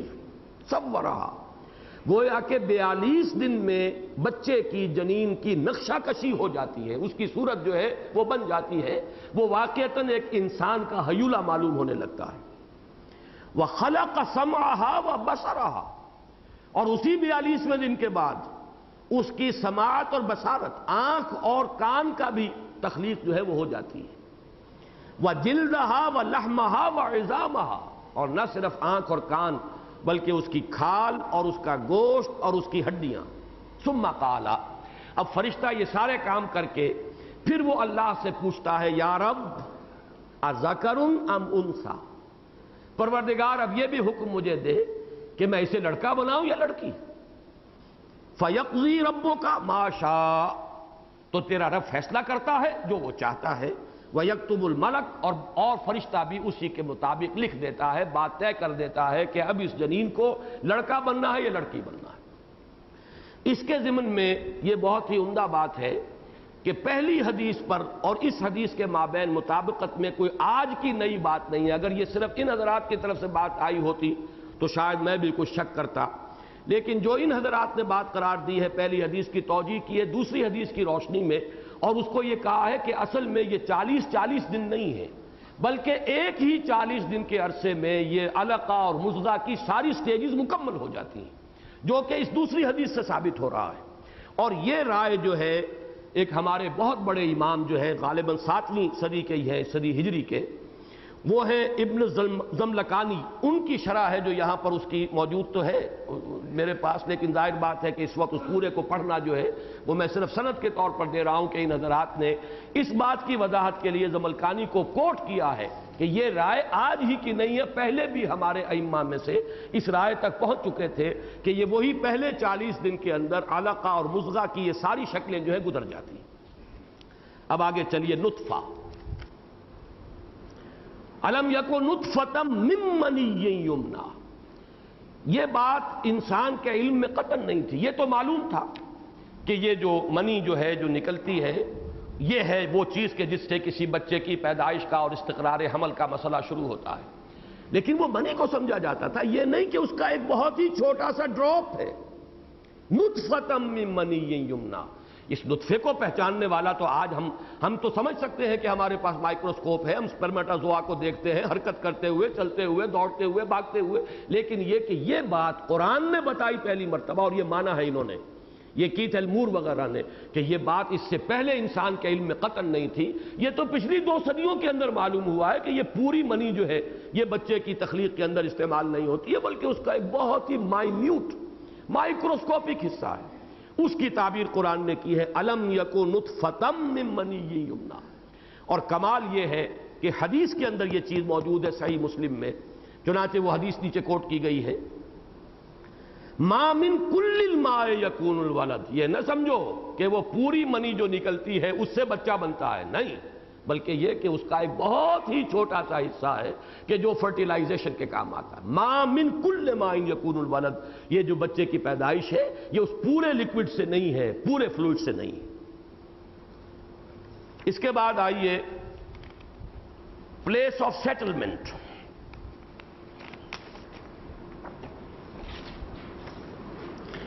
اس میں جو چیزیں آج ہمیں معلوم ہوئی ہیں، قرآن کہتا ہے ثم جعلناہ نطفۃ فی قرار مکین، ایک ایسی جگہ پر اس نطفے کا استقرار ہوتا ہے، اسے ہم قرار پکڑا دیتے ہیں، جو بہت ہی مضبوط بڑی مستحکم جگہ ہے۔ رحم مادر اور اس کی جو وال ہے، وال آف دا یوٹرس، اس کی واقعتاً جو ہے جو لوگ بھی جنہوں نے پڑھی ہے یہ ایناٹومی اور پھر ایمبریولوجی خاص طور پر وہ جانتے ہیں، اسے کہا گیا قرار مکین، اور خاص طور پر اسی کیتھ ایلمور نے بہت ہی اسٹانشمنٹ کا اظہار کیا ہے کہ قرآن مجید نے کہا ہے یخلقکم فی بطون امہاتکم، یہ دوسری کالم کے اندر یہ آیت موجود ہے، خلقا من بعد خلق فی ظلمات ثلاث، 3 اندھیروں کے اندر ہم تخلیق کرتے رہتے ہیں، تخلیق کا عمل جاری ہے 3 اندھیروں کے اندر، یعنی 3 پردے ہیں، اور یہ 3 پردے آج ہمیں معلوم ہیں۔ زیادہ سے زیادہ پہلے انسان کو 2 معلوم ہو سکتے تھے کہ یہ ایبڈومینل وال ہے، پھر یوٹرائن وال ہے، لیکن یہ کہ اس کے بعد جو وہ پلیسنٹا اور ایمنیون اور اس کی وہ جو جھلی ہے جس کے اندر کے بچہ لپٹا ہوا ہوتا ہے، یہ تیسرا ہے۔ 3 اندھیروں کے اندر، 3 پردوں کے اندر تخلیق ہو رہی ہے، اور یہ ہے تمہارے رب کی تخلیق کا کمال۔ اب آئیے جو اصل لفظ علقہ، یہ علقہ کا لفظ جو سمجھا گیا، جس کی میں نے مثال آپ کو دی تھی کہ اس کے بارے میں یہ سمجھا گیا کہ یہ علقہ جو ہے یہ جمی ہوئی بوند ہے، خون کی جمی ہوئی بوند، خون کی پھٹکی، الدم الجامد، اس لیے کہ اس کے سوا اس سے پہلے جب تک کہ یہ ایمبریولوجی کا علم یہاں تک نہیں آیا تھا، ممکن نہیں تھا کہ کوئی اور ترجمہ کر سکتے، اس لیے کہ جو کوئی انسان کو نظر آتا تھا وہ یہی نظر آتا تھا کہ اگر کوئی ابارشن ہو گیا ہے تو کوئی ایک جیسے خون کی جمی ہوئی پھٹکی ہے وہ نکل آئی، اس کے سوا تو کچھ نہیں۔ لیکن آج اصل میں ایمبریولوجی جہاں تک پہنچی ہے اس کا ان حضرات نے بڑی تفصیل کے ساتھ جو ہے وہ ذکر کیا، اور علقہ کے معنی کیا ہے۔ اصل میں جو ماں کی اووری میں سے اووم نکلتا ہے، پھر وہ فلیپین ٹیوبز کے اندر سے ہو کر پہنچتا ہے، فرٹیلائزیشن وہاں ہوئی، پھر اس کے اندر جو ڈویژن شروع ہوتی ہے 16 سیل کی سٹیج تک پہنچ جاتا ہے مورولا، اور پھر وہ آتا ہے کیویٹی کے اندر، یہاں آ کر وہ امبیڈ ہوتا ہے۔ اب دو جو تبدیلیاں اس کے اندر پیدا ہوتی ہیں، ایک تو پہلے وہ سالڈ بال ہوتی ہے سیلز کی، خلیات کا ایک بڑا ہی ٹھوس سا ایک یوں سمجھیے کہ گیند ہے، اس کے بعد اس میں کیویٹی ظاہر ہوتی ہے، ایک طرف ایک لیئر سیل کی ہے اور ایک طرف جو ہے وہ سیل مجتمع ہو جاتے ہیں گچھے کی شکل میں، پھر یہ رحم مادر کے ساتھ اٹیچ ہو جاتا ہے، اور وہی جو گچھے والا حصہ ہے وہ قریب آتا ہے رحم مادر کے. یہ اس کی تصاویر ہے, اس کو نوٹ کر لیجئے. اور اس کے بعد وہ اس سے چمٹ کر لٹک جاتا ہے جیسے کہ جونک ہو.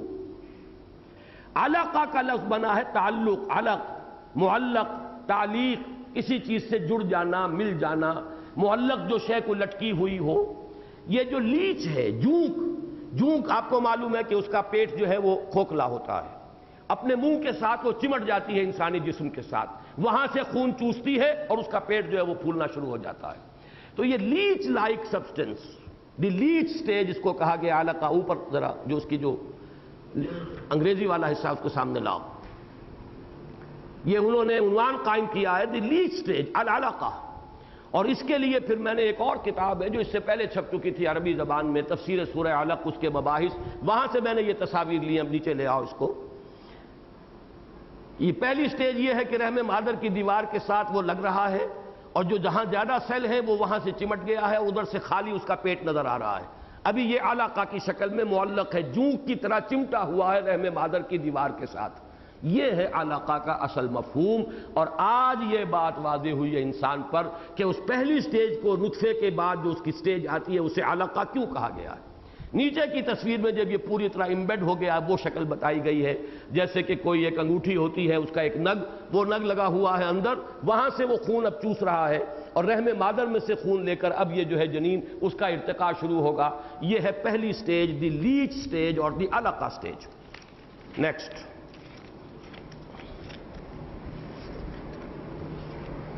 المدغہ.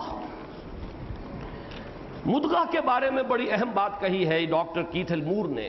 اور وہ جو میں نے آپ کو دکھایا تھا گلوب اینڈ میل کا وہ جو فوٹو سٹیٹ کاپی میرے پاس ہے, اس میں اس کی تفصیل موجود ہے. مدغہ کیا ہے؟ وہ یہ کہتا ہے کہ علقہ سٹیج کے بعد سیکنڈ سٹیج ایسی آتی ہے, ڈیولپمنٹ شروع ہوتی ہے, اور اس کے بعد اس امبریو کی شکل ایسی ہوتی ہے کہ جیسے کسی چیز کو چبا دیا گیا ہو. اس نے خاص طور پر کر کے دکھایا یہ کہ پلاسٹک کا ایک گولا سا لیا, اس کو اوول کیا, اپنے منہ میں اس کو دانتوں کے درمیان دبایا, اور دبا کر نکال کر لوگوں کو دکھایا. وہ دانتوں کے نشان اس پر پڑ گئے کہ بالکل اس لیے کہ یہ جو مزغہ لفظ بنا ہے, مغزہ یمغزو, اس کے معنی ہے چبانا, چبائی ہوئی شے. ہمارے ہاں تراجم میں آپ کو ملے گا لوتھڑا, پھر وہ گوشت کا لوتھڑا تھا, پہلے وہ جمع ہوا خون کا تھا, پھر وہ گوشت کا لوتھڑا تھا. یہ صحیح ہے, اس وقت جو بھی کچھ معلومات تھیں اس کے اعتبار سے وہ صحیح جو اصل ہدایت تھی لوگوں کو منتقل ہو گئی. لیکن یہ ہے کہ آج وہ حقائق سامنے آ رہی ہیں. یہ کیتھ مور نے باقاعدہ پھر اس کو چبا کر اور پھر دکھایا, دیکھو دانتوں کے نشان جیسے نظر آ رہے ہیں, جیسے میں نے اس کو چبایا ہے اور میرے دانتوں کا امپریشن جو ہے اس پلاسٹک کے اوپر قائم ہو گیا ہے. بین ہی یہ شکل ہوتی ہے اس مزغہ کی. یہ جو سیکنڈ سٹیج ہے, یہ اسی 40 دنوں کے اندر یہ ساری سٹیجز جو ہے وہ طے پا رہی ہیں. یہ ہے مدغہ. ثم من مضغۃ مخلقۃ وغیر مخلقۃ, غیر مخلقۃ. پھر اس کے اندر رفتہ رفتہ اس مضغہ کے اندر وہ جو آرگنز ہیں ان کا ارتقاء شروع ہوتا ہے. اس کی بھی کچھ تصویریں اور بھی ہیں میرے پاس, لیکن میں اب اس مزید تفصیل میں نہیں جانا چاہتا. تو اب یہ جو حقائق ہیں, نطفہ, نطفۃ من منی یمنی ثم کان علقہ, اس علقہ سے پھر بنایا ہے, اس کی جو ہے تکمیل ہوئی ہے. اور یہ کہ مزید مضغہ کی سٹیج اگرچہ ان دونوں صورتوں کے اندر سورہ قیامہ کی آخری آیات میں اور سورہ دہر کی شروع کی آیات میں لفظ مضغہ نہیں آیا ہے, لیکن نطفۃ امشاج, ملا جلا نطفہ, فرٹیلائزڈ اووم, جس میں ایک سیل مرد کی طرف سے, باپ کی طرف سے آیا ہے, اور ایک سیل جو ہے وہ عورت کی طرف سے آیا ہے, ماں کی طرف سے آیا ہے. ان دونوں کے امتزاج سے اور ان کے کروموسوم جب آپس میں مل جاتے ہیں تب وہ بات آگے شروع ہوتی ہے. تو نطفۃ امشاج کی اب یہ تشریح ہے جو ہمارے سامنے ہے. باقی وہ تصاویر جو اور رہ گئی ہیں ذرا وہ بھی نکال لو. اس سے آپ حضرات کو, جو ہمارے یہاں ڈاکٹر ساتھی بیٹھے ہوئے ہیں, ان کے لیے تو یہ باتیں ساری جو ہیں شاید بور ہو رہے ہوں کہ ان کی جانی پہچانی باتیں ہیں, لیکن عوام کے لیے میں سمجھتا ہوں کہ اس میں دلچسپی کی بات ہے.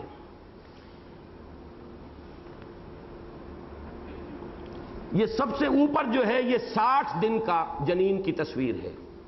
اور اس میں وہ پورا ہیولہ جو ہے وہ انسان کا تیار ہو چکا ہے. اس کے بعد نمبر 2 43 دن کا, بلکہ ہمیں ترتیب الٹی کرنی چاہیے تھی. یہ 43 دن, اس کے اندر جو ہے وہ 42 دن کی جو روایت آئی ہے حدیث شریف کے اندر, یہ 43واں دن ہے. اس سے پہلی کی سٹیجز جیسے کہ ابھی آپ نے مضغہ کی دیکھی تھی, وہ مچھلی کا بچہ ہو، کسی ریپٹائل کا بچہ ہو، انسان کا بچہ ہو، اس میں کوئی فرق نہیں۔ مضغہ جو ہے اس میں ابھی کوئی جو ہے ڈفرینسیشن نہیں ہو سکتی کہ یہ انسان کا ایمبریو ہے، لیکن یہ کہ یہاں آ کر 42ویں دن میں اب وہ بٹس جو ہے ہاتھ کے بھی نکل آئے ہیں، پاؤں کے بھی نکل آئے ہیں، وہ آنکھ کا نشان بھی نظر آ رہا ہے، جس کو کہا ہے کہ سمع اور بصر۔ وہ 42 دن کے اندر فرشتے کو جب 43ویں دن اللہ بھیجتا ہے تو پھر یہ کہ اس کے لیے سمع اور بصر اور اس کی جلد اور اس کی ہڈیاں وغیرہ کا نظام جو ہے وہ پروان چڑھنا شروع ہو جاتا ہے۔ اس کے بعد جو ہے وہ 47واں دن ہے، اس میں اور اس کی جو ہے اب شکل بنتی چلی جا رہی ہے۔ تو اس کے بعد 120ویں دن میں جا کر تو وہ پورا ایک بچہ ہوتا ہے، پورا ہیومن بیبی ہوتا ہے۔ وہ تو یوں سمجھیے کہ اب 4 مہینے کا حمل ہے۔ تو در حقیقت وہ حدیث جو مسلم شریف کی آج جیسا کہ میں نے آپ کو بتایا، اور میری توجہ بھی اس کی طرف اس سے پہلے نہیں تھی، اس سے معلوم ہوا کہ یہ پہلے ہی 6 ہفتوں کے اندر اصل میں مضغہ اور علقہ کی ساری سٹیجز گزر جاتی ہیں، ایک ہیومن امبریو کی شکل جو ہے وہ ہو جاتی ہے، اور اس کے بعد تو یوں سمجھیے کہ پھر اب اس کے جو اعضاء کی تفصیلی تشکیل ہے۔ اچھا، اس میں جو آیا کہ ذکر والانثی، اس حدیث میں آتا ہے کہ 42ویں دن فرشتہ جو ہے اللہ سے پوچھتا ہے کہ اس کو میں نر بناؤں یا مادہ بناؤں، لڑکا یا لڑکی، اور جو جہاں تک ایکسٹرنل جینیٹل آرگنز ہیں، اعضاء جو جنسی ہیں، وہ تو 84 دن کے بعد نمایاں ہوتے ہیں، لیکن ظاہر بات ہے کہ ان اعضاء کا نمایاں ہو کر نیکڈ آئی سے دیکھے جانے کے قابل ہو جانا جو ہے وہ 84 دن، یعنی یوں سمجھیے کہ 8 ہفتے ہوئے، بلکہ 12 ہفتوں کے بعد وہ ہوگا، 4 مہینے کے بعد جا کر اس کے اندر وہ ایکسٹرنل جینیٹل آرگنز جو ہیں ظاہر ہوں گے، لیکن انٹرنل نظام اس کا جو ہے وہ یقیناً 42ویں دن سے شروع ہوا، اور اسی کے لیے اس حدیث میں الفاظ آئے ہیں کہ فرشتہ پھر پوچھتا ہے یا رب اذکر او انثی، اسے میں نر بناؤں یا مادہ بناؤں، لڑکا بناؤں یا لڑکی بناؤں۔ اگرچہ وہ ظاہری جو آرگنز ہیں وہ تو اتنے چھوٹے بھی ہوتے ہیں اس امبریو کے اندر کہ وہ پھر 84ویں دن جا کر جو ہے ان کا اظہار ہوتا ہے۔ یہ چند حقائق ہیں کہ جن سے یہ بات سامنے آئی جو میں نے عرض کی۔ جہاں تک دین کا عملی پہلو ہے پیچھے کی طرف، یہاں تک کہ محمد الرسول اللہ صلی اللہ علیہ وسلم کے قدموں میں پہنچا دیجئے۔ وہ شعر ہر ساتھی کو یاد ہو جانا چاہیے، بمصطفیٰ برساں خویش را کے دی ہماؤس، اگر بہو نہ رسیدی تمام بولا حدیث۔ اسی طرح علم میں جہاں تک محکمات کا تعلق ہے، ان محکمات پر ہمارے اساسات ایمانیہ کا دار و مدار ہے۔ اس میں بھی ہمارے متقدمین، پیچھے صحابہ کے اقوال، حضور صلی اللہ علیہ وسلم کے فرامین، وہ سند ہوں گے آخری۔ البتہ جو یہ سائنٹیفک فینومینا ہے، اس میں آگے سے آگے بڑھیں، اور یہ میں آپ سے عرض کر دوں، یہ مجرد عربی پڑھنے سے اور صرف حدیثیں اور پرانی جو ہے وہ تفسیریں پڑھنے سے یہ علم حاصل نہیں ہو سکتا۔ مجھے 2 مثالیں سامنے آ گئی، اس وقت ذہن منتقل ہو گیا، میں آپ کو بتا دوں۔ یہ جو معاملہ ہے کہ ایک جان سے بنایا اور اسی جان سے اس کا جوڑا بنایا، اب اس کے ضمن میں جو بھی روایات بعض آتی ہیں کہ وہ پسلی میں سے نکال کے حضرت آدم کے اور پھر اس کو بنایا گیا، وہ آدم حوا اس طرح بنی ہے، اب وہ بات جو ہے وہ کچھ سمجھ میں آنے والی، عقل کے جو ہے قرین عقل نہیں ہے، تو اس کا مفہوم کیا ہے؟ یہ پہلی مرتبہ ڈاکٹر رفیع الدین مرحوم نے اس کی وضاحت کی۔ وجہ کیا ہے؟ ڈاکٹر رفیع الدین اگرچہ مفکر اور فلسفی کی حیثیت سے اور علامہ اقبال کے فلسفے اور فکر کے شارح کی حیثیت سے معروف ہوئے، لیکن انہوں نے ایف ایس سی میڈیکل کیا تھا۔ اس وقت انہوں نے زوالوجی، باٹنی پڑھی تھی، بایولوجی پڑھی تھی، وہ حقائق ان کے سامنے موجود تھے۔ انہوں نے بتایا کہ یہ جو تھرو دی ایوولوشنری پروسیس، پہلے وہ جو اینیمل ہوتا تھا ایک سیل کا، اس میں نہ میل تھا نہ فیمیل تھا، اس کی ریپروڈکشن بھی ہوتی تھی، 2 حصوں میں تقسیم ہو گیا، 2 بچے ہو گئے، وہ باپ اور ماں ختم ہوئے، نہ باپ نہ ماں، وہ تو ایک ہی سیل تھا، وہ ختم ہوئے، 2 سیل بن گئے۔ ابھی کوئی ان کے اندر جنسوں کی ڈفرینسیشن نہیں تھی۔ پھر بعض ایسے اینیملز آئے ہیں چھوٹے کہ جو بیک وقت میل بھی تھے فیمیل بھی تھے، ہرمافروڈائٹ۔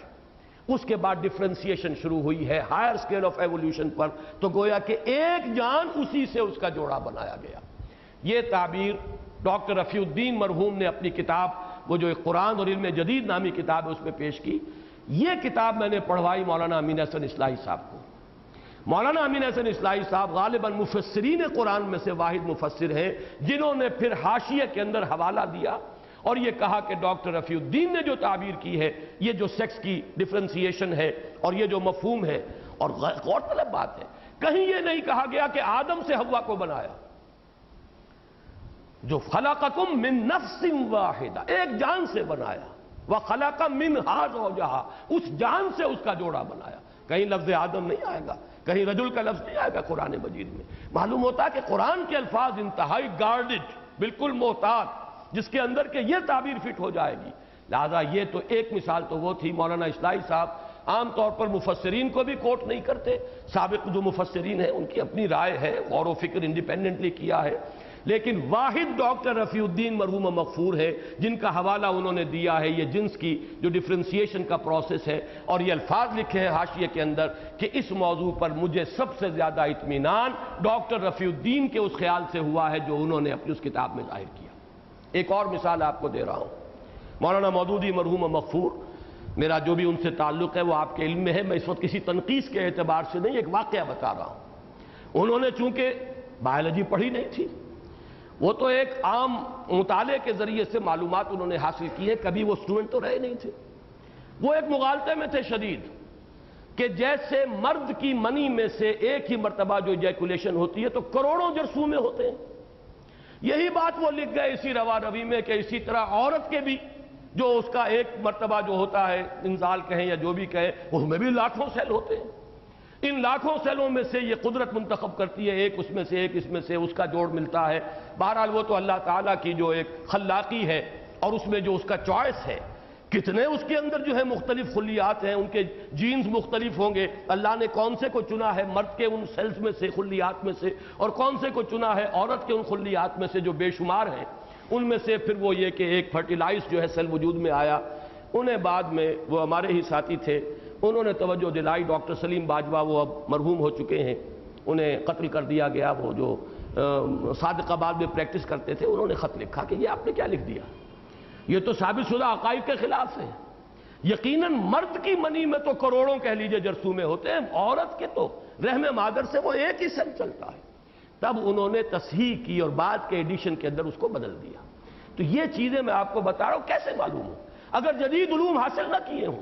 تو قرآن مجید کے ان حقائق کا انکشاف نہیں ہو سکتا. اس لیے کہ میں نے اپنے اس کتابچے میں، آج اس کا بھی تذکرہ ہوا، مسلمانوں پر قرآن مجید کے حقوق،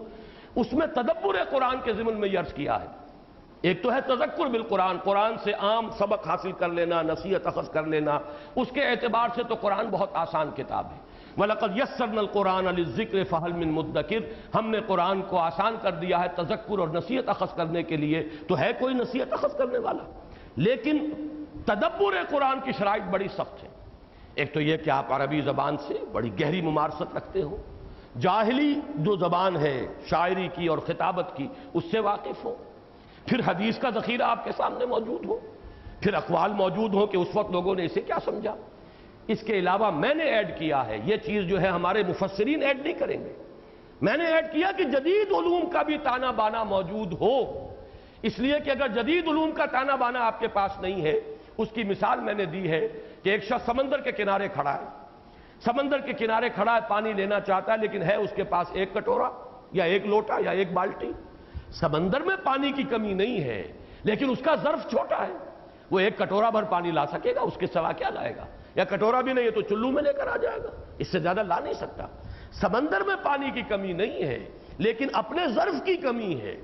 مجھے شعر یاد آیا ہے اس جگر مراد آبادی کا، پھول کھلے ہیں گلشن گلشن لیکن اپنا اپنا دامن، جتنا دامن ہوگا اتنا ہی بھرو گے پھولوں سے، اس سے زیادہ تو تم پھول نہیں لے سکتے. تو سمندر کے کنارے کھڑے ہو کر بھی پانی اتنا ہی لوگے جتنا کہ تمہارے پاس ظرف ہے. اور یہ ہمارے ذہن کا ظرف بنتا ہے ان علوم کے ذریعے سے. فزکس ہے، کیمسٹری ہے، اس کے مبادیات ہیں، زوالوجی ہے، باٹنی ہے،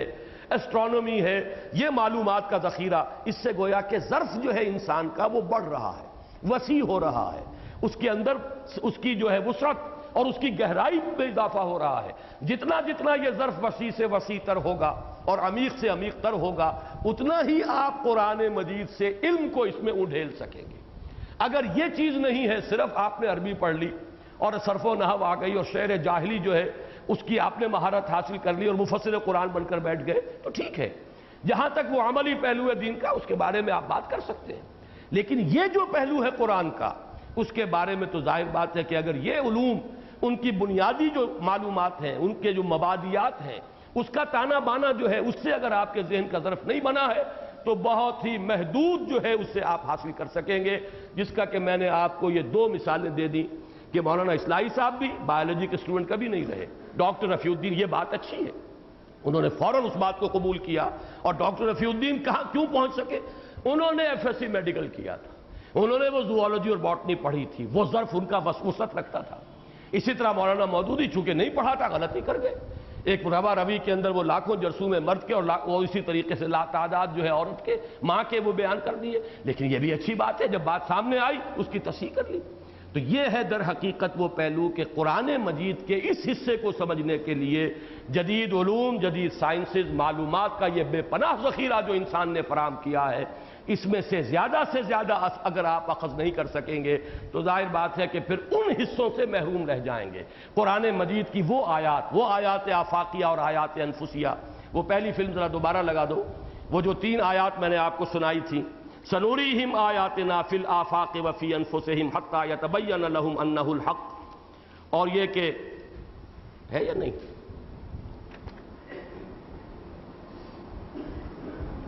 سنوریہم آیاتنا فی الآفاق وفی انفسہم حتی یتبین لہم انہ الحق اولم یکف بربک انہ علی کل شیء شہید۔ اسی طریقے سے آیت نمبر 6 سورہ سبا کی، وَيَرَى الَّذِينَ أُوتُوا الْعِلْمَ الَّذِي أُنزِلَ إِلَيْكَ مِن رَّبِّكَ هُوَ الْحَقُّ وَيَهْدِي إِلَىٰ صِرَاطِ الْعَزِيزِ الْحَمِيدِ، اور اسی طریقے سے آخری آیت وَقُلِ الْحَمْدُ لِلَّهِ سَيُرِيكُمْ آيَاتِهِ فَتَعْرِفُونَهَا وَمَا رَبُّكَ بِغَافِلٍ عَمَّا تَعْمَلُونَ۔ اور اسی کے حوالے سے اب آخری بات کہہ رہا ہوں، یہی وجہ ہے کہ قرآن کالج کے لیے میرا فرسٹ چوائس جو ہے وہ سائنس کے طلباء ہیں، اور ان میں بھی پرائمری چوائس جنہوں نے میڈیکل کیا ہے، انہوں نے زوالوجی، باٹنی، بایولوجی کے مبادیات، فزیولوجی کے بنیادی اصول، یہ کچھ نہ کچھ ان کے ذہن کے اندر خاکہ بن گیا ہے، ساتھ ہی فزکس، کیمسٹری اور یہ جو علوم جو ہے ان کا بھی کچھ نہ کچھ خاکہ بن گیا ہے۔ یہ لوگ قرآن پڑھیں گے، یہ لوگ حدیث پڑھیں گے، یہ لوگ قرآن مجید پر غور و فکر کریں گے، ان کا جو سپیکٹرم ہے مینٹل، وہ سپیکٹرم چونکہ زیادہ براڈ ہے، ان کا چونکہ ظرف ذہنی جو ہے وہ زیادہ وسیع اور عمیق ہے، لہذا قرآن مجید کی ہدایت علمی سے زیادہ مستفید ہو سکیں گے، خود بھی مستفید ہو سکیں گے، دوسروں کو بھی فائدہ پہنچا سکیں گے۔ اقول قولی ھذا واستغفر اللہ لی ولکم ولسائر المسلمین والمسلمات۔